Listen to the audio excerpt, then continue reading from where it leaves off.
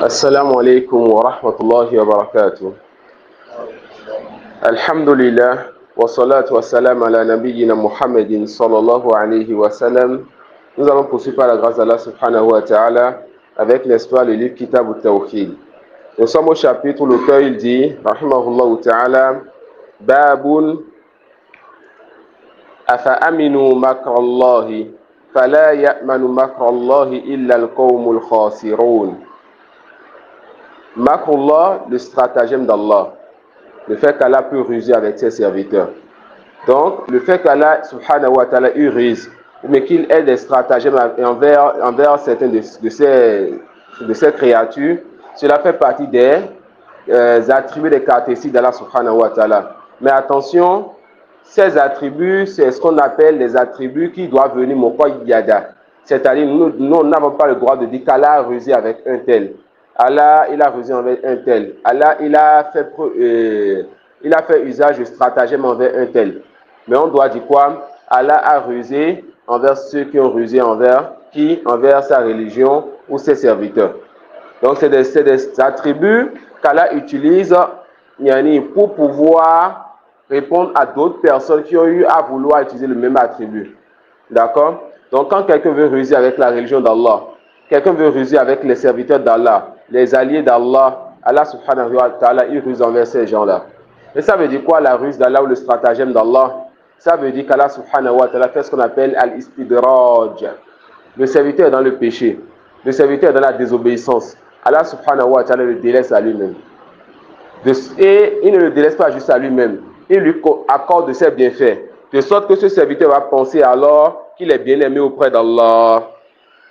La personne, elle désobéit à Allah. Elle contrôle ce qu'Allah lui interdit. Allah va le délaisser, ne va pas encore le châtier maintenant. Laissera le temps passer et va même ajouter de ses bienfaits à ce serviteur-là. De sorte que ce dernier pense qu'Allah l'aime et il va toujours plonger dans la transgression, dans la désobéissance et dans le mal. Et quand Allah ne prendra aucune excuse donc pour ce dernier-là. C'est ça qu'on appelle quoi? Al-istidraj. Donc celui-là qui voit alors qu'il fait des péchés, il sait que ce qu'il fait, ce qu'il dit et ce qu'il pense, Allah subhanahu wa ta'ala n'aime pas cela, et que cette personne continue et ne voit pas la maladie l'atteindre, ne voit pas des douleurs, des difficultés l'atteindre, que cette personne ait peur pour son état, ait peur pour son âme. Pire encore, si chaque fois que tu augmentes dans le péché, Allah augmente ses bienfaits sur toi, alors c'est encore dangereux pour ce serviteur-là. Ce serviteur doit craindre son Seigneur et revenir. Car on craint donc pour cette personne à l'istidraj.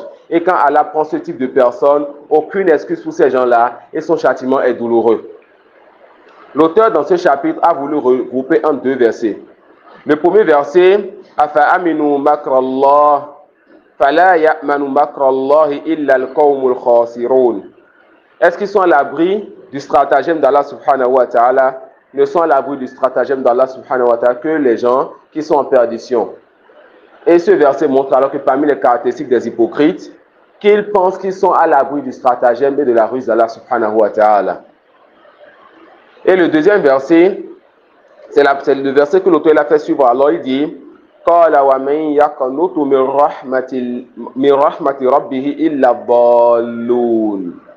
Qui est-ce qui désespère de la miséricorde de son Seigneur si ce n'est les égarés? Allah a voulu montrer par ce deuxième verset que les croyants ne désespèrent pas de la miséricorde de leur Seigneur. Et que c'est les gens qui sont égarés qui désespèrent de la miséricorde de leur Seigneur. Alors nous avons deux versets. Le premier verset, c'est pour nous amener à craindre notre Seigneur et avoir peur de lui. Et de ne pas être à l'abri de son stratagème, de sa ruse. De ne pas penser que parce qu'il nous délaisse dans le péché et qu'il continue à nous donner de son bienfait, ça veut dire qu'il ne va pas nous châtier. De toujours avoir peur que le châtiment tombe sur nous à n'importe quel moment. Le deuxième verset veut nous rappeler qu'on doit toujours espérer la miséricorde de notre Seigneur. Car notre Seigneur, sa miséricorde, elle est grande. Et le croyant doit toujours réunir entre ces deux choses. Entre le fait d'avoir peur du châtiment de son Seigneur et le fait d'espérer la miséricorde de son Seigneur. Et les savants disent, en la rajih, il faut que les deux soient toujours égaux. La peur ne doit pas dépasser l'espoir et l'espoir ne doit pas dépasser la peur. La peur, si ça dépasse l'espoir, cette personne peut désespérer de la miséricorde de son Seigneur. Et si l'espoir dépasse la peur, cette personne peut faire les péchés et dire que Allah il est miséricordieux. La foi est ici, Allah est pardonneur. Cette personne va faire quoi? Va alors se penser à l'abri du stratagème d'Allah. Alors qu'il ne sait pas qu'Allah est en train de le laisser pour qu'il augmente en péché, afin qu'il puisse le prendre de la prise d'un Seigneur qui est dur en châtiment. Subhanahu wa ta'ala. Donc le croyant c'est qui? Celui-là qui réunit en trois choses très importantes. Et ces trois adorations, c'est avec ça que le croyant avance vers son Seigneur. C'est quoi ces trois adorations? L'amour qui te permet de faire l'adoration pour Allah volontairement et par amour et sans difficulté duquel tu te plains. L'espoir de ce qu'il y a auprès de ton Seigneur comme récompense. L'espoir de rencontrer ton Seigneur, de le voir au paradis. Et la peur du châtiment de ton Seigneur. La peur, n'est-ce pas, de la colère de ton Seigneur. La peur que ton Seigneur t'enlève cette foi-là qui est dans ton cœur. Alors le serviteur, il réunit trois choses dans ses adorations. L'amour, l'espoir et la peur. Celui qui adore Allah seulement avec l'amour, cette personne va alors faire l'adoration des chrétiens et des soufis. Ils adorent Allah seulement avec l'amour. Ils disent, nous ne sommes pas des commerçants. Nous ne voulons pas faire l'adoration par la peur d'un enfer ou par l'espoir d'un paradis. Ils disent quoi? Qu'ils adorent Allah seulement par amour. Le prophète sallallahu alayhi wa sallam, les prophètes ne faisaient pas ça. Ibrahim avait peur du châtiment de son Seigneur, avait peur, n'est-ce pas, du fait de tomber dans le polythéisme. Ibrahim, il avait son Seigneur, il a atteint le plus grand degré d'amour, al-khullatu. Mais malgré cela, il disait, Seigneur, préserve-moi ainsi que ma descendance d'adorer les idoles. Il avait cette peur-là. Et il disait, c'est Allah que j'espère qu'il me pardonnera mes péchés le jour dernier. Ibrahim aimait son Seigneur d'un grand amour, mais il avait aussi la peur et l'espoir. Celui qui adore Allah avec l'amour seul, cette personne fera l'adoration des chrétiens et des soufis. Celui qui adore Allah avec la peur seule, cette personne fera l'adoration des Khawarij, les Haruriyoun, les terroristes. Ces gens-là, ils ont alors été pris par une grande peur, de sorte qu'ils pensent que toute personne qui tombe dans les grands péchés, cette personne, elle est mécréante. Et ils n'espèrent au plus la miséricorde de leur Seigneur, ni pour eux, ni pour autres qu'eux. Et celui qui adore Allah seulement avec l'espoir, cette personne va alors avoir, cette personne adorera Allah comme les Mourdia, c'est-à-dire la foi est ici et le péché ne va donc pas me faire rentrer en enfer. La foi est ici et le péché ne va pas nuire à ma foi. La foi est ici, Allah est pardonneur et miséricordieux. Le croyant c'est qui? Celui qui adore Allah par amour, par espoir et par peur. Le croyant c'est qui? Celui qui adore Allah par amour, par espoir et par peur. L'auteur dit An Ibn Abbas radiyallahu anhuma anna Rasulullah sallallahu alayhi wa sallam su'ila anil kaba'ir. Ibn Abbas radiyallahu anhuma rapporte que le prophète Mohammed sallallahu alayhi wa sallam a été questionné par rapport au grand péché. Faqal ashirku billah. Le premier grand péché qu'il a cité c'est quoi? Le fait d'associer Allah subhanahu wa ta'ala, que ce soit le grand ou le petit polythéisme. Wal-ya'su min rawhillahi. Et le fait, n'est-ce pas, de désespérer de la miséricorde d'Allah subhanahu wa ta'ala. Ça veut dire quoi? Al-ya'su min rawhillahi. Les savants disent wa dhahabu raja'i min al-qalbi wa tarkil ityani bi ibadati raja. C'est le fait que l'espoir envers ton Seigneur et envers sa miséricorde et son pardon quitte ton cœur et que tu n'adores plus ton Seigneur par espoir. Toi, quand tu veux adorer ton Seigneur, c'est toujours par peur et par crainte. Tu n'espères plus donc la miséricorde de ton Seigneur. Et ce type de personnes, ils ont un mauvais soupçon de leur Seigneur. Car ils pensent que leur Seigneur va les châtier et les fera rentrer en enfer. Car ils n'espèrent plus le bien de leur Seigneur. D'accord? Il dit, وعن ابن مسعود رضي الله عنه قال أكبر الكبائر الإشراك بالله والأمن من مكر الله والقنوط من رحمة الله واليأس من روح الله رواه عبد الرزاق. Ici là, il a parlé de Rawhillah et de Al-Amn min Rawhillah wal-Kunut min Rahmatillah. Et les deux sont proches dans le sens. C'est le fait de désespérer de la miséricorde d'Allah. Le fait que tu ne trouves plus dans ton cœur l'espoir envers ton Seigneur, envers son pardon, envers son repentir. Le croyant n'a pas ce cœur-là. Le cœur du croyant est renfermé d'amour pour son Seigneur, de peur que le châtiment de son Seigneur le touche, car il sait ce qu'il a comme méfait et péché. Et l'espoir que son Seigneur le pardonne, car il sait que son Seigneur est grand pardonneur et sa miséricorde est large. Donc ici, Ibn Mas'ud dit que les plus grands péchés sont Le fait d'associer Allah subhanahu wa ta'ala, grand ou petit, le fait n'est soit de désespérer, le fait n'est soit de se voir, de se penser à l'abri du stratagème d'Allah subhanahu wa ta'ala. Cette personne n'a plus la peur et la crainte de son Seigneur dans le cœur. Il fait et il dit ce qu'il veut et il s'en fout. Le cœur du Coran n'est pas comme ça. Et il dit quoi? Le fait de désespérer de la miséricorde d'Allah subhanahu wa ta'ala. Ensuite, l'auteur il dit Babun min al-imani billahi as-sabru ala aqdarillah. Il dit chapitre fait partie de la foi en Allah, le fait de patienter sur le décret d'Allah, c'est-à-dire de patienter sur ce qu'Allah il a prédestiné comme ce qui peut t'atteindre comme difficulté. Perte d'argent, de biens, de personnes, de matériel ou autre chose. Fait partie de la foi, le fait donc de patienter sur ce qu'Allah subhanahu wa ta'ala a alors prédestiné pour toi. Et la patience, les savants divisent ça en trois. La patience est de trois. Le fait de patienter par rapport à l'obligation, ce qu'Allah t'a rendu obligatoire, la prière, le jeûne, le hajj, donner de ton argent en sort d'accord. La patience en faisant ce qu'Allah t'a demandé de faire. 2. La patience par rapport au péché, en demandant à ton âme de ne pas accepter ce péché. Le fait de retourner ton âme et d'éloigner ton âme du péché, ça rentre dans la patience aussi. 3. La patience par rapport au décret d'Allah subhanahu wa ta'ala. Le fait, n'est-ce pas, de patienter et de dire que ce qu'Allah m'a prédestiné, c'est parce qu'il sait pourquoi il m'a prédestiné cela, à cause de mes péchés. Il a prédestiné cela afin de me lever en degré. Et il a toute une sagesse derrière tout ce qu'il fait subhanahu wa ta'ala. Donc quand Allah te prédestine quelque chose, tu patientes, tu dis inna lillahi wa inna ilayhi raji'un. C'est Allah nous appartenons et c'est vers lui nous retournerons subhanahu wa ta'ala. Alors la patience est de 3 degrés, ou bien la patience est de 3 catégories. La patience par rapport aux ordres d'Allah et à ses obligations, patienter et faire ce qu'Allah nous a demandé de faire. La patience par rapport au péché, le fait de s'éloigner de ses péchés. Car la patience as-sabr dans la langue arabe, ça veut dire al-habs, c'est-à-dire le fait de se retenir ou bien de retenir quelque chose. Voilà pourquoi quand on dit que kutila fulanun sabran, quand on a tué quelqu'un par patience, ça veut dire quoi? Ça veut dire que cette personne a été attrapée, quelque part enfermée, on l'a laissé là jusqu'à ce que cette personne meure. Donc as-sabr ou al-habs. As-sabr en arabe, c'est le fait de retenir quelqu'un, de ne pas libérer cette personne. Donc la patience, c'est le fait de retenir ton âme. Ça peut aller. Donc, 1, la patience par rapport à ce qu'Allah a ordonné. 2, la patience par rapport au péché, de délaisser les péchés. Et 3, la patience par rapport au décret d'Allah, le fait de ne pas tomber dans ce qu'Allah nous a interdit. Et la patience, le fait par rapport au décret d'Allah, le fait, n'est-ce pas, de ne pas se plaindre de ce qu'Allah a prédestiné sur nous. Et les savants disent que la patience encore, ça se retrouve sur 3 endroits, à 3 endroits ou sur 3 choses.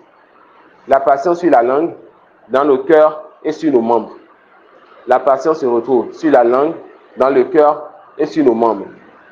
Quant au cœur, le fait que ton cœur soit tranquille et que ton cœur ne bouge pas par rapport à ce que ton Seigneur il a décrété. Quant à la langue, le fait que ta langue ne se plaigne pas quand ton Seigneur a décrété quelque chose. Que ta langue dise plutôt sabrun jamil, belle patience. Que ta langue dise plutôt inna lillahi wa inna ilayhi raji'un. Allah nous appartenait, vers lui nous allons retourner. Et la patience sur les membres, le fait de ne pas déchirer tes vêtements, de ne pas casser tes biens, de ne pas taper les gens à cause de ce qu'Allah t'a atteint comme, de ce qu'Allah a prédestiné sur toi comme, n'est-ce pas, comme difficulté. Et sachez qu'Allah vous fasse miséricorde, que nous avons déjà vu précédemment, le chapitre de quoi? On a parlé précédemment du chapitre dans lequel on a parlé de An-Niyaha. C'est ces femmes-là qui pleurent et qui crient lors des funérailles et autres. Donc, il y a, n'est-ce pas, et on avait fait rentrer ceci parmi les catégories de petites mécréances, si vous en souvenez. On avait fait rentrer ceci dans les catégories de petites mécréances, car ces personnes ne patientent pas sur le décret d'Allah. Ces personnes se plaignent, d'accord?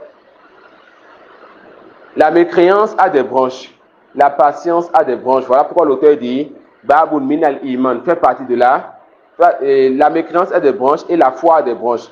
Voilà pourquoi l'auteur dit Babun min al-iman, fait partie de la foi. D'accord? Et les savants disent que vous allez voir une branche de mécréance là-bas, il y aura ce qui lui correspond comme branche de foi ici. D'accord? La patience elle s'oppose au fait de se plaindre là-bas, comme les femmes là qu'on a vu dernièrement, ces femmes qui crient, qui se plaignent et qui n'arrivent pas à patienter sur ce qu'il y a comme difficulté qui les atteigne. Et dans la foi, qu'est-ce qu'il faut? Il faut patienter avec la langue, le cœur et les membres. Le contraire de ce que Anna et Ha fait, ces femmes-là qui crient et qui se plaignent. L'auteur dit alors, wa qawluhu ta'ala, wa man yu'min billahi yahdi qalbah. Wa man yu'min billahi yahdi qalbah. Celui-là qui croit en Allah subhanahu wa ta'ala, en faisant ce qu'Allah lui a demandé, en délaissant ce qu'Allah lui a interdit, et en croyant au décret d'Allah que tout ce qu'Allah prédestine, c'est par sagesse pour lui. Allah guide son cœur en lui accordant la patience dans le cœur quand le destin tombe sur cette personne-là. Quand cette personne, on lui demande de faire quelque chose, Allah lui guide le cœur vers cette chose. Quand Allah lui demande de délaisser quelque chose, Allah lui guide le cœur pour délaisser cette chose-là. Celui qui croit en Allah, Allah guide son cœur. On avait déjà vu cette base-là dans un cours précédent, quand on a parlé du destin, n'est-ce pas? Que celui-là qui fait un bien, Allah le guide vers quoi? Allah veut le guide vers un autre bien. Ça peut aller.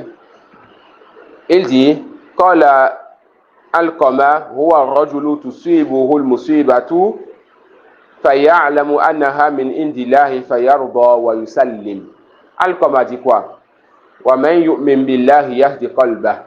Qu'il s'agit de quelqu'un, Allah l'atteint, n'est-ce pas, d'une difficulté. Et cette personne sait que c'est Allah qui l'a atteint de cette difficulté. Et cette personne se soumet donc au décret d'Allah. Il ne se plaint pas. Plutôt, il est satisfait de ce que son Seigneur lui a prédestiné. Il dit, wa fi sahihi Muslim.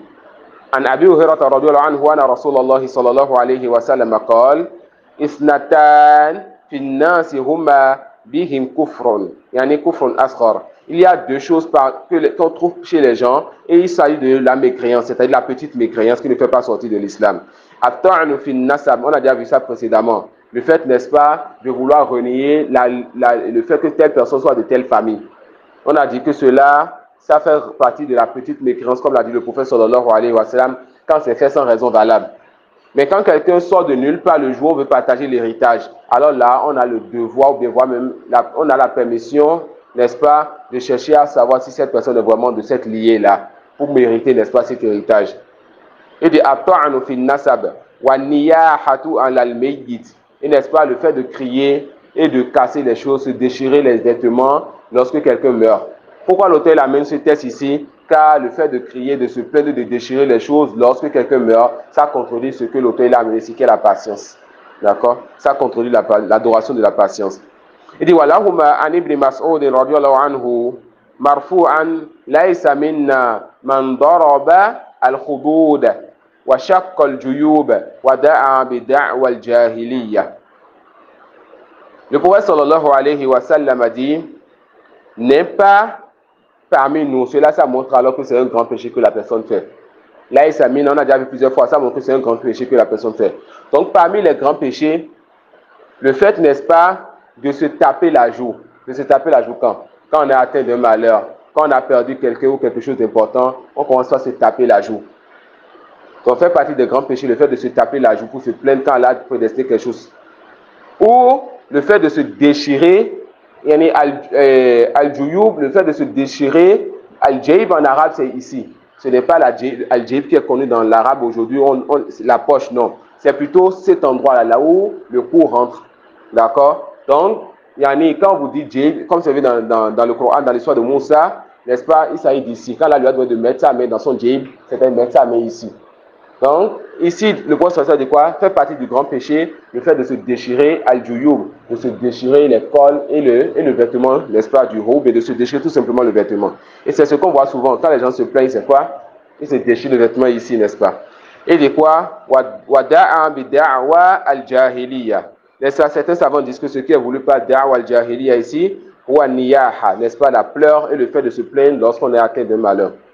Il dit, وعن أنس رضي الله عنه أن رسول الله صلى الله عليه وسلم قال إذا أراد الله, et prêtez attention à ce hadith, إذا أراد الله بعبده الخير عجل له العقوبة في الدنيا وإذا أراد بعبده الشر أمسك عنه بذنبه حتى يوافي يوم القيامة والعياذ بالله. Anas rapporte que le prophète Mohammed sallallahu alayhi wa sallam a dit, si Allah veut du bien de son serviteur, il lui avance, n'est-ce pas, son châtiment dans ce bas monde. Ce serviteur sera atteint de maladies, de difficultés, de pauvreté et de souffrances. Car quand tu désobéis à ton Seigneur, il faut que tu sois châtié ici dans la tombe ou le jour dernier. Sauf si tu as demandé un repentir sincère, tu as délaissé le péché et t'a pardonné. Mais dans le cas contraire, tu dois être châtié et tu es sous sa machia, sous sa volonté. Alors le prophète sallallahu alayhi wa sallam, comme il faut que des gens soient forcément châtiés, le prophète nous rappelle alors ici dans ce hadith une grande sagesse d'Allah subhanahu wa ta'ala dans ce qui atteint ses serviteurs. Nous sommes des pécheurs et nous reconnaissons cela. Le prophète sallallahu alayhi wa sallam dit alors, quand Allah veut le bien à l'un d'entre nous, qu'est-ce qu'il fait? Il atteint cette personne donc de difficultés, de malheurs, de souffrances. Et quand il veut, n'est-ce pas, du mal de son serviteur, c'est-à-dire quand Allah subhanahu wa ta'ala voit dans le cœur de ce serviteur qu'il ne mérite pas la guider et qu'il ne mérite pas son paradis, qu'est-ce qu'il fait? Il délaisse ce serviteur-là dans ses péchés et lui accorde de ses bienfaits. Ce qu'on a vu tout à l'heure, al-istidraj. Cette personne n'est pas vite châtiée ici, afin que son châtiment lui soit regroupé et lui soit collecté pour le jour dernier, waliyazu billah. D'accord? Donc quand vous voyez quelqu'un en difficulté, ne pensez pas forcément que cette personne est une mauvaise personne qu'Allah n'aime pas. Il se peut que Allah il est en train de le purifier en même temps dans ce bas monde pour que le jour dernier, cette personne n'ait pas à goûter au châtiment de la tombe, difficulté le jour dernier ou bien au châtiment de l'enfer. Que cette personne soit purifiée, un cœur saint qui rentre directement au paradis. Car Allah l'a déjà purifié ici en lui enlevant, n'est-ce pas, les effets de ses péchés. Walhamdulillahi rabbil alamin. Il dit, wa qala nabiyyu sallallahu alayhi wa sallam, inna idhamal jaza'i ma'a idhamil bala. Subhanallah. Le prophète sallallahu alayhi wa sallam a dit que la grande récompense est en fonction des grandes épreuves. Plus la personne elle est éprouvée, plus sa récompense auprès de son Seigneur est grande. Voilà pourquoi ceux qui sont les plus éprouvés, c'est qui? Les prophètes. Ensuite, ceux qui les suivent dans la foi, en fonction de leur degré de foi. Plus ta foi est élevée, plus ton épreuve est grande. Plus ta foi est élevée, plus ton épreuve est grande. Car ton Seigneur va t'éprouver pour te faire partie le peu de péché que tu as et pour t'élever en degré. Car ton Seigneur t'aime. Il n'a pas envie que tu aies juste 2 ou 3 niveaux au paradis. Il veut te donner des centaines de degrés au paradis. Alors pour cela, pour t'élever en degré, tu as tes péchés, tu as peu d'œuvres. Il va t'éprouver pour effacer ces péchés-là et t'éprouver encore plus afin que tu puisses mériter plus de degrés. Et il t'éprouvera, il va te donner la patience. Il ne va pas te donner une épreuve qui va t'amener à te plaindre et à délaisser la religion. Car ton Seigneur t'aime. Ça peut aller. Il dit, sallallahu alayhi wa sallam, فَإِنَّ اللَّهَ تَعَالَى إِذَا أَحَبَّ قَوْمًا إِبْتَلَاهُمْ. Quand Allah subhanahu wa ta'ala aime un peuple, il les éprouve. Quand Allah aime une communauté, un peuple, il fait quoi? Il les éprouve. وقال صلى الله عليه وسلم فمن رضي فله رضا ومن سخط فله السخط. Il dit sallallahu alayhi wa sallam, quand Allah il aime un peuple, il éprouve donc ces gens-là. Et celui-là qui est satisfait, cette personne aura la satisfaction d'Allah. Celui qui est satisfait de ce qu'Allah lui a donné comme épreuve, cette personne aura la satisfaction d'Allah subhanahu wa ta'ala. Et celui-là qui se plaint, cette personne aura, n'est-ce pas, aura ce qu'elle mérite. Waliyazu billah. Et prêtez donc attention à cette parole de l'imam Ahmad rahimahullah ta'ala, rapportée par Ibn Qayyim dans son livre Uddatus Sabirin. Il dit rahimahullah ta'ala, ذكر الصبر في القرآن في أكثر من 90 موضع. Qu'on a, n'est-ce pas, cité la patience dans le Coran à plus de 90 endroits. La patience a été citée dans le Coran à plus de 90 endroits. Et retenez ceci comme règle. Quand quelque chose a été beaucoup cité dans les textes religieux, c'est pour montrer l'importance de cette chose. Soit cela est une grande et bonne action, soit c'est un grand et grand péché. Ce qui est beaucoup cité dans les textes religieux, c'est pour montrer que cette chose-là, prêtez donc attention à cela. Faites-le quand c'est une bonne action, éloignez-vous de cela quand c'est un péché. Donc, l'imam Ahmed dit quoi? Qu'on a cité alors la patience dans le Coran plus de 90 fois. Il dit, rahimahullah, wa sabru min al-iman bi manzilati ra'si min al-jasad. Et que la patience par rapport à la foi est comme la tête par rapport au corps. La patience par rapport à la foi est comme la tête par rapport au corps. لأن من لا صبر له عن الطاعة ولا صبر له عن المعصية ولا صبر له عن أقدار الله المؤلمة فإنه يفوته أكثر الإيمان. Une parole terrible, une parole grande. Il dit alors, celui-là qui n'a pas de patience par rapport à ce qu'Allah leur donne, lui ordonne, cette personne ne fait pas les obligations. Celui qui ne patiente pas par rapport à ce qu'Allah lui interdit, et celui qui ne patiente pas par rapport à ce qu'Allah prédestine sur lui, cette personne va perdre une grande partie de sa foi. Cette personne va perdre une grande partie de sa foi. Subhanallah. Ensuite, l'auteur dit Babu Maja Afiriya.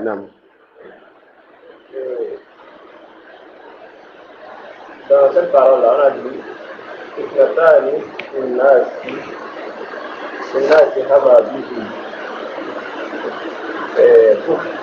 Naam, Kufrun Asghar. Les deux principes qu'on a cités là, vous avez dit que c'est de la politique de créance. Naam. Il y a le verset un hadith de Mas. Naam. Mais il s'amène là. On a dit que ce thème veut dire que c'est un grand péché. Ça ne veut pas dire que la personne est sortie de l'islam. Qu'est-ce qui va permettre ici de dire que c'est un péché? Est-ce que celui-là, n'est-ce pas, qui se déchire le vêtement et qui ne patiente pas sur ce cas-là pour destiner cette personne sort de l'islam? La réponse non. D'accord?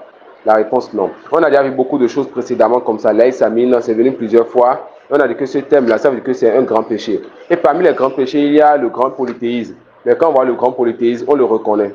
D'accord?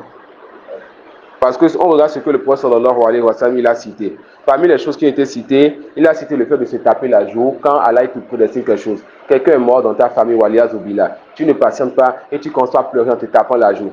Cela ne fait pas sortir de l'islam. Quelqu'un est mort dans la famille de Zayd, et Zayd, au lieu de patienter, a commencé par se déchirer les vêtements, a commencé par casser les choses. Pourquoi moi? Pourquoi moi? C'est un grand péché, ça ne fait pas sortir de l'islam. D'accord? C'est un grand péché, ça ne fait pas sortir de l'islam. Ça peut aller?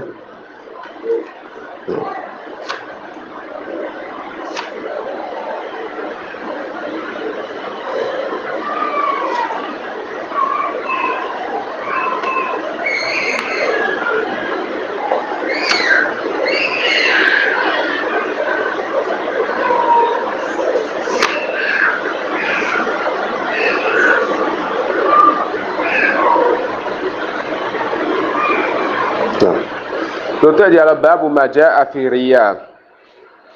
Il continue à parler des adorations du cœur.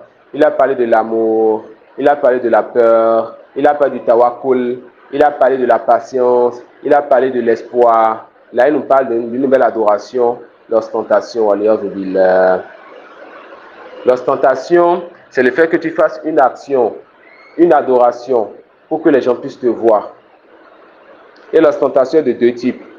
L'ostentation des hypocrites et l'ostentation du musulman. Quelle est donc la différence entre ces deux-là?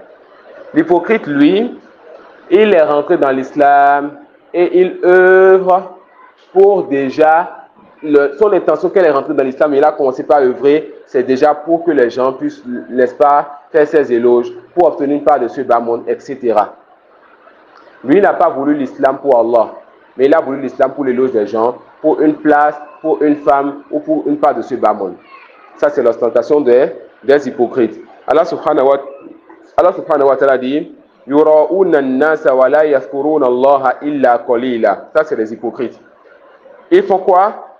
Ils cherchent à ce que les gens puissent, ils cherchent à attirer l'attention des gens quand ils font leurs adorations, à ce que les gens puissent les voir quand ils font les œuvres. Et ils ne font le rappel d'Allah si ce n'est que très peu. Ils ne font le rappel d'Allah subhanahu wa ta'ala si ce n'est que très peu. La deuxième catégorie, l'ostentation du musulman. C'est lorsque ce musulman commence une adoration pour Allah.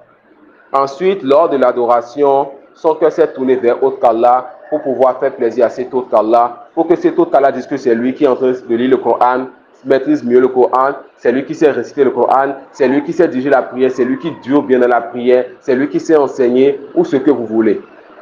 Ce musulman a commencé l'adoration pour Allah, ensuite son cœur s'est détourné d'Allah pour aller vers autre qu'Allah. Les savants disent, le musulman qui commence son adoration pour Allah, ensuite son cœur a voulu plaire à autre qu'Allah, s'il repousse cela, son adoration est valide. Et on espère encore pour lui la récompense pour le fait d'avoir repoussé cela. Mais le musulman qui a commencé l'adoration pour Allah, et son cœur s'est tourné vers autre qu'Allah, et il n'a pas fait l'effort de repousser cela jusqu'à ce que l'adoration se termine, cette personne, on dit alors que cette adoration, elle est annulée. Mais les savants disent encore, ça dépend du type d'adoration. Si c'est une adoration qu'on appelle mutasila, c'est une adoration dont le début et la fin sont liés comme la prière, toute l'adoration est alors invalide. Mais si c'est une adoration qui est quoi? Munfasila, comme le fait que tu aies donné une sorte d'accord pour Allah. Tu as vu un pot sur la voie, tu sors 1000 francs, tu lui donnes. Et là, quand tu finis de lui donner l'argent, tu veux partir et tu vois, n'est-ce pas, ton voisin circuler, tu veux dire, ah, tu as envie que le voisin voit que tu es généreux. Et tu sors un autre billet de 2000 francs, de 5000 francs, tu donnes à ce voisin. On dit le premier c'est pour Allah et le deuxième tu n'as pas de récompense. Donc on fait encore la différence entre les adorations qui sont liées, le début est lié à la fin et l'adoration dont le début n'est pas lié à la fin. D'accord? Mais attention, quelqu'un peut faire une adoration qui est munfasil et faire des choses après qui vont annuler cette adoration. Même des péchés autres que l'ostentation. Le fait, n'est-ce pas, de faire une adoration, ensuite, tu donnes de l'argent à quelqu'un, tu viens de rappeler à cette personne, c'est moi, je te nourris. Ça fait partie des choses qui annulent cette action. Le fait que tu fasses des adorations, ensuite tu as le ojba, le fait que tu penses que c'est toi qui es en train de faire des choses et que tu vois ta personne comme si tu mérites quelque chose, comme si tu es devenu quelqu'un. Ça fait partie des choses qui annulent les œuvres. Et attention, les péchés aussi simples peuvent annuler des adorations waliyaz billah. D'accord? Comme on l'a déjà vu, al-ma'asiyatu aw-dhanbu baridul kufr. Al-barid ma yusilu ila shay. Les péchés, ça fait partie des choses qui font tomber dans la mécréance. Donc les péchés aussi, si on les fait, ça peut nous faire perdre des récompenses précédentes. Waliyaz billah. Ça peut aller. Donc on a vu c'est quoi l'ostentation de l'hypocrite. On a vu c'est quoi l'ostentation du musulman. Le musulman aussi, waliyaz billah, peut commencer une adoration et son cœur en même temps, lors du début de cette adoration, veut autre qu'Allah. D'accord? Le musulman peut commencer une adoration et lorsqu'il commence cette adoration, déjà, il veut autre qu'Allah. On dit quoi? Cette adoration qui a commencé avec une intention pour autre qu'Allah, elle est totalement nulle. Elle est quoi? Totalement nulle. Il n'y a plus que cette adoration, tu puisses corriger cette adoration, comme le disent les savants. L'auteur dit alors, wa qawluhu ta'ala, Qul innama ana basharun mislukum. Yuha ilayya annama ilahukum ilahun wahida. Il rapporte la parole d'Allah subhanahu wa ta'ala, al-aya, la parole d'Allah, que je ne suis qu'un homme comme vous. On ne fait que révéler sur moi que votre divinité est une divinité unique. Faman kana yarju liqa'a rabbih. Celui-là qui espère donc rencontrer son Seigneur. فَلْيَعْمَلْ عَمَلًا صَالِحًا. Que cette personne fasse de bonnes œuvres. Qu'il fasse les bonnes œuvres pour Allah, ou pour Allah avec autre que lui, ou pour Allah seul. La réponse, وَلَا يُشْرِكْ بِعِبَادَةِ رَبِّهِ أَحَدًا. Et que cette personne ne donne donc aucun associé à son Seigneur. وَجُ شَاهِدْ. La partie est que cette personne ne donne aucun associé à son Seigneur. Ça peut aller. Cela, ça renferme le grand et le petit polythéisme. Tu n'associes rien ni personne à ton Seigneur dans ce que tu fais comme adoration.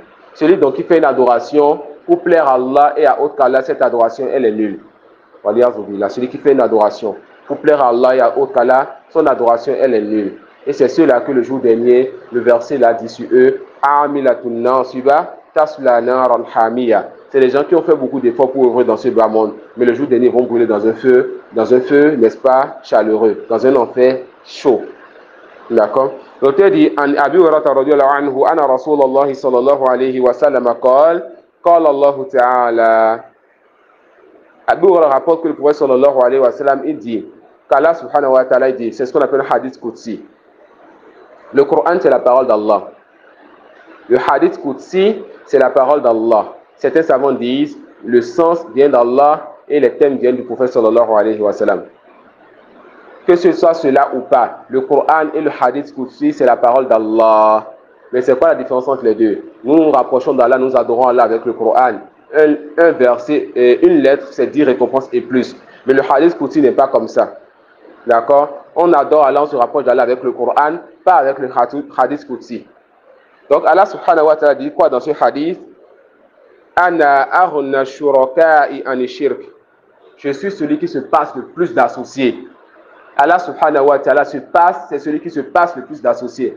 Fahu Allahu ahad.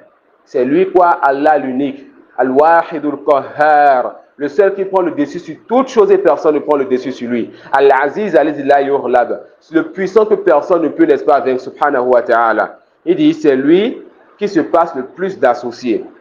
Man amila amalan ashraka fihi ma'i ghayri taraktuhu wa shirka. Celui qui fait donc une œuvre, celui qui fait une action et qui donne un associé à Allah dans cette action-là, quel que soit l'associé, man amila amalan, quelle que soit l'œuvre, ashraka fihi ma'i ghayri, cette personne donne un associé à Allah, quel que soit cet associé, taraktuhu wa shirka. Allah subhanahu wa ta'ala le délaisse avec son associé. Et que cet associé ne pourra te donner aucune récompense le jour dernier et ne pourra te faire rentrer au paradis. Voilà pourquoi le diable, il va les égarer et qu'il ne nous égare pas, car il nous préserve donc de ses ruses. Et quand ils seront en enfer, le diable leur dira, Allah vous a fait une promesse de vérité, moi je vous ai fait une promesse et je vous ai pas, n'est-ce pas, je n'ai pas accompli ma promesse. Je n'avais aucune force sur vous, je vous ai juste appelé et vous m'avez répondu. Ne me blâmez donc pas, mais blâmez vos propres personnes. Subhanallah. Le diable va se désavouer d'eux. Ceux qu'ils adoraient comme divinité, comme fétiche et comme Wali ou Chéou vont se désavouer d'eux. Même ceux-là qu'ils adoraient, qui ne voulaient pas qu'ils les adorent, les anges, Isa et toutes personnes pieuses vont se désavouer d'eux. Ça peut aller. Leur lien va s'arrêter le jour dernier. Nul ne pourra secourir son prochain. Ça peut aller. Nul ne pourra secourir son prochain. Il dit, وعن أبي سعيد رضي الله عنه مرفوعا ألا أخبركم بما هو أخوف عليكم عندي من المسيح الدجال. Il n'y a pas un seul prophète ou messager qui soit venu à son peuple sans mettre en garde contre le Masih. C'est la plus grande fitna qui sera connue dans ce bas monde. Le Masih Dajjal. Ce que les autres appellent l'antéchrist. Le Dajjal. Le Dajjal, c'est une fitna qui sera grande et terrible. Il va venir et beaucoup de personnes vont le suivre. Il va venir et il aura avec lui un enfer et un paradis.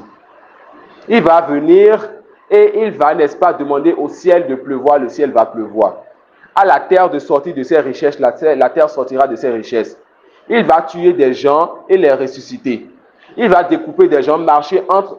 Il va découper quelqu'un en deux, marcher au milieu de ce corps-là et encore demander à cette personne de se relever. Cette personne va se relever. Il sera une fitna terrible.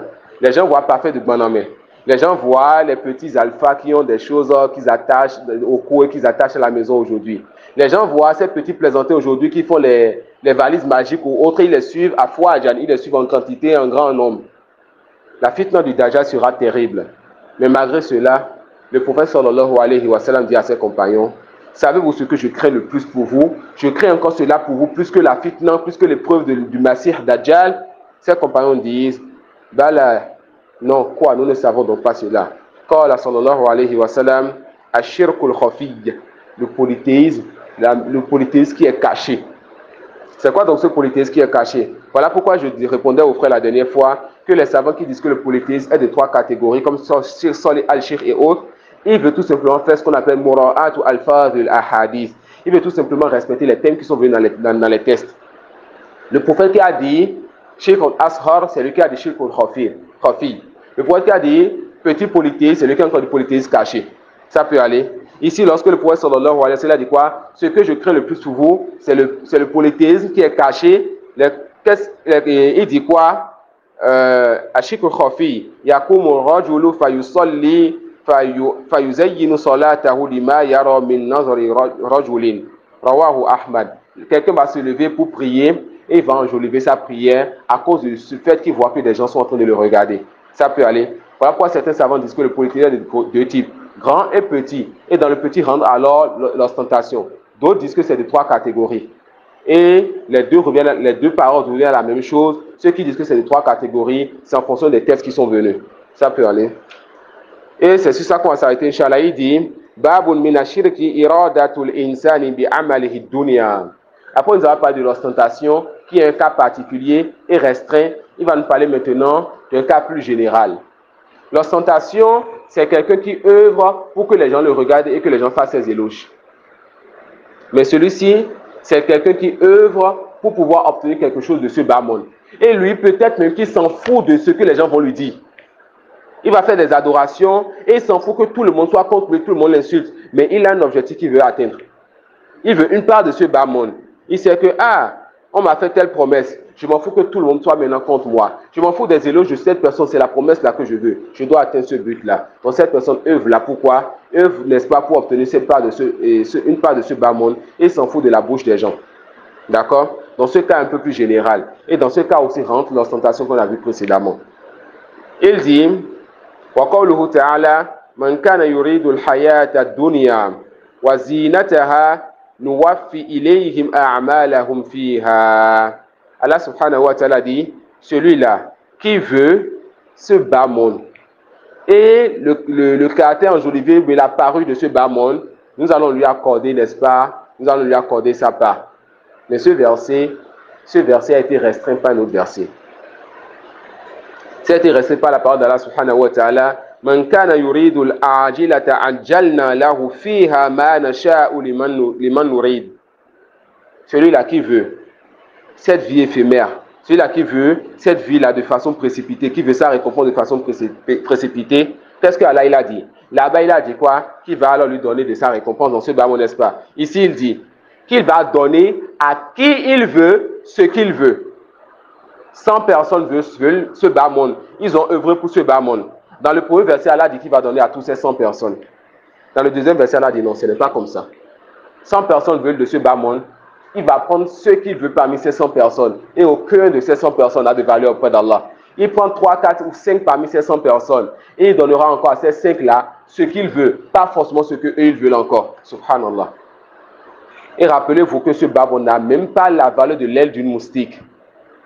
Donc ceux-là qui veulent de ce bas monde, ils veulent quelle part de l'aile de la moustique. Et Allah prendra combien parmi eux pour leur donner combien parmi quelle part de cette aile de moustique. Subhanallah. L'homme va œuvrer et remplacer ou bien vendre sa religion, vendre sa vie dernière comme une vie bas. Peut-être qu'il n'aura même pas le temps de prendre cela en main. On lui a dit, alhamdoulilah, les activités ont marché. Allah lui a donné une part qu'il veut de ce bas monde. Et cette personne n'aura pas le temps de voir la couleur de ce projet et crise cardiaque, cette personne meurt. Tu as vendu alors ta vie dernière contre un bas monde que tu n'as même pas eu à goûter. Mais Allah t'a donné, c'est rentré dans ton décret et tu es mort, tu seras châtié et tu seras jugé alors sur cela. D'accord? L'auteur il dit, Wafi Sahih, en Abi Hurairah, vous allez voir que, comme on l'a dit, on est déjà à la moitié du livre, alhamdulillah. Si Allah veut à la fin de cette semaine, début semaine prochaine, on va finir le livre, qu'Allah nous fasse cela. Vous allez voir que jusqu'à ce qu'on atteigne la moitié du livre, l'auteur, il est sur la méthodologie que je vous ai dit. Verset du Coran, hadith dans Bukhari et Muslim, et peut-être une fois passé, va amener un hadith sur lequel il y a divergence. Certains savants rendent ça authentique, d'autres rendent ça faible. Et il ne commence pas son livre, un chapitre par les hadiths qui sont à divergence. Donc celui qui vient me dire que ce hadith est faible, nous disons d'autres savants rendent ça authentique. On dit encore, parfois l'auteur sait que c'est faible le hadith là, mais il va rapporter ce hadith là, car il y a un sens dans ce hadith qui est accepté dans notre religion, mais il n'y a pas un texte précis qui parle de cela. Il préfère amener un hadith à divergence. Et Cheikh Albani dit que c'est faible, Cheikh Ibn Hibban dit que c'est authentique, mais il y a un sens dedans qui est accepté dans des textes authentiques.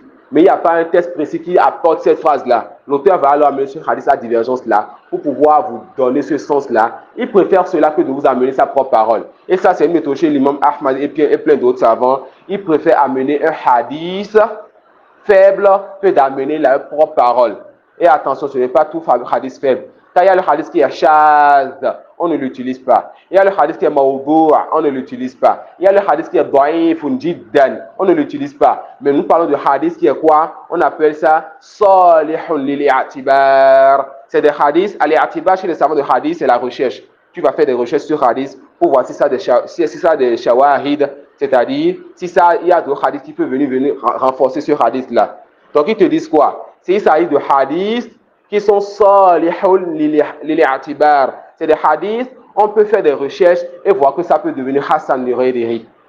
D'accord? Ou bien que la divergence sur le fait de rendre cela faible n'est pas une grande divergence. Le savant qui rend ça authentique, il se base sur un rawi, où on dit que ce rawi peut-être qu'il a une mémoire faible, mais dans ce hadith, il a bien mémorisé.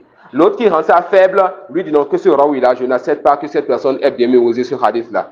Donc c'est une divergence qui n'amène pas à délaisser le hadith totalement. L'auteur t'amène cela, l'imam Ahmad t'amène cela, et certains de nos savants t'amènent cela, et ils te disent qu'on utilise ce hadith-là même dans la jurisprudence et même dans la croyance. Et c'est ça l'erreur de certains étudiants. Quand ils voient Cheikh Albani dire hadith da'if, ils disent c'est bon, il n'y a pas de hujja, il n'y a pas d'ali sur ce sujet-là. Vous allez voir l'imam Ahmad va dire quoi? Ahmad lui-même rend le hadith faible. Ils disent huwa da'ifun wa yuhtajju bihi. Il dit quoi? Le hadith est faible, mais on utilise ce hadith-là. D'accord? Et c'est encore étonnant quand on voit que c'est des étudiants de sciences de hadith qui nous disent que ce hadith il est faible, on ne l'utilise pas. Mais Ahmad dit que le hadith est faible, on l'utilise. Ya miskin, pourquoi toi tu dis qu'on ne l'utilise pas? Tu n'as pas alors compris la science que tu étudies. D'accord? Et c'est des choses qui sont très importantes. C'est des choses qui sont très importantes. Celui-là qui met la tête dans la science de l'usul al-fiqh et qui étudie bien la science de jurisprudence, connaît mieux comment on travaille avec les dalils. C'est mieux comment on travaille avec les preuves. Sinon, tu diras sur les anciens, ceux qui n'ont pas dit, et tu auras ce qu'on appelle al-jur'at wal ulama. Tu vas avoir laissé aller avec les savants. Et ce type de personne n'avance pas dans la science.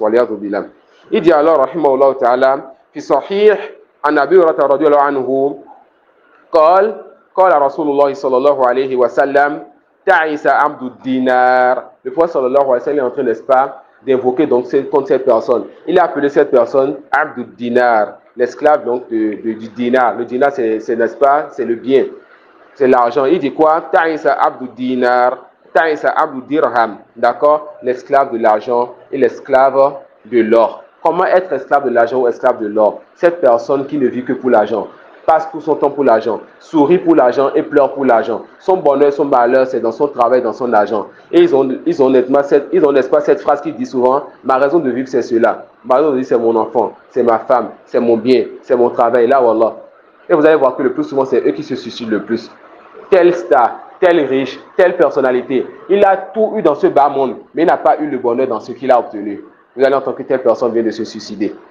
Pourquoi? Parce que son cœur était mort depuis des années. Il n'a pas goûté au bonheur. Le cœur est mort et il attendait jusqu'à ce que le corps ne suive, n'est-ce pas, ce cœur-là.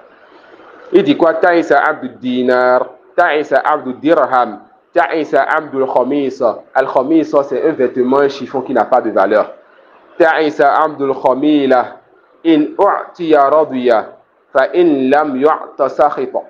Ces personnes-là, ils n'ont que le cœur attaché à ce bas monde.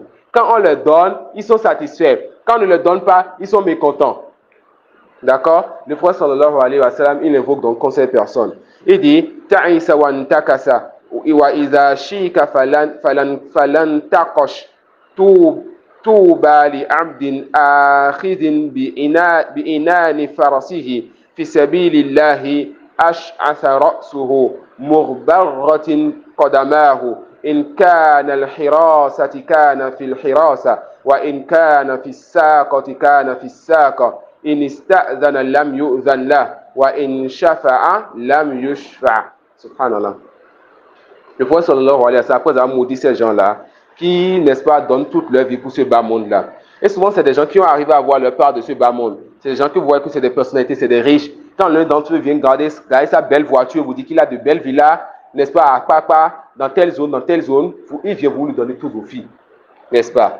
Mais le prophète sallallahu alayhi wa sallam, il parle donc de ce serviteur-là, qui a les cheveux, il y a des poussières dans les cheveux. C'est quelqu'un qui n'a pas de bien, quelqu'un qui est pauvre. On voit la pauvreté sur son apparence. Cette personne, si on lui dit, mets-toi à l'arrière de l'armée, c'est là-bas il se met. Il n'a pas, n'est-ce pas, de choix. Il n'a pas de place. Il n'a pas, où qu'on le mette, lui, il est là-bas. On lui dit, mets-toi au début, au beau milieu de l'armée, au début de l'armée, lorsqu'on fait la guerre. Mets-toi à l'armée, n'importe où vous le mettez, il est là. Mets-toi au dernier poste, il est là. Soit le menuisier, soit l'apprenti. Tout ce qu'on lui donne, n'est-ce pas, il accepte cela. C'est quelqu'un, quand vous le voyez, vous n'allez pas lui donner de considération. Cette personne, quand il vient demander la permission, ou bien il vient auprès de quelqu'un, les gens se détournent de lui. Le prophète sallallahu alayhi wa sallam, dans ce hadith et dans autre que ce hadith, il a montré que ces gens-là, s'ils demandaient à Allah, Allah subhanahu wa ta'ala les donnait. Ces gens-là, c'est eux les walis d'Allah, c'est eux les rapprochés d'Allah. Et sachez qu'à la fois que le fait d'être wali d'Allah ne veut pas forcément dire qu'avoir des signes miraculeux. Le fait d'être wali d'Allah, Et souvent, être wali d'Allah, c'est rapproché à ces deux derniers chapitres qu'on a vus. C'est des gens qui ne cherchent pas ce bas monde. Contrairement à ces soufis-là qui prétendent être des walis d'Allah et qui veulent montrer ce que les djinns les aident à faire aux gens pour faire que les gens pensent qu'ils sont des awliya, des walis, des chéous, des gens pieux et ils vont prendre le bas monde des gens, faire le commerce avec ce qu'il y a auprès des gens. Ça peut aller de sorte, mais waliya zubila wakrok makumullah, qui en a parmi eux que lorsque quelqu'un de leur village épouse une fille, il doit aller voir Chéou pour que Chéou bénisse cette femme-là. Comment Chéou va bénir cette femme-là? C'est Chéou qui va faire la prédication avec ta femme, pour que toi tu puisses rentrer au coin de ta femme. Tu veux la baraka. Ça peut aller. Ça, c'est des awliya ou shaitan.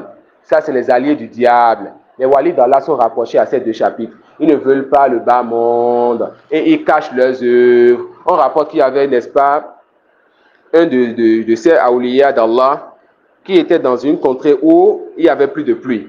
Les gens sont sortis pour aller demander la pluie, pas aux étoiles. Ils sont sortis pour aller demander la pluie à Allah subhanahu wa ta'ala et Allah ne les a pas donné la pluie. Leurs péchés les ont bloqués. Et ce wali n'est pas sorti avec eux, il est resté derrière, il s'est caché. Et quand tout le monde s'est détourné, lui, il est allé seul, a levé les mains, il n'a pas fini d'invoquer Allah pour demander la pluie quand la pluie a commencé à tomber. Donc il a fait quoi? Il s'est caché pour aller invoquer son Seigneur. Et quelqu'un l'a vu. Et la personne après est venue le voir pour lui dire, je t'ai vu, tu as fait ceci et cela, tu dois être alors un wali. Il s'est fâché contre cette personne, a pris ses affaires, a quitté alors le village. Ça, c'est les walis d'Allah. Ils n'aiment pas qu'on voit leurs œuvres. Ils n'aiment pas que leurs œuvres soient dévoilées. Qu'Allah subhanahu wa ta'ala nous accorde la sincérité dans nos actions, dans nos paroles et dans tout ce que nous faisons. Et qu'Allah ne nous fasse pas perdre la récompense, n'est-ce pas, de nos œuvres. Wa subhanaka wa bihamdik. Ashhadu an la ilaha illa anta wa astaghfiruka wa atubu ilayk.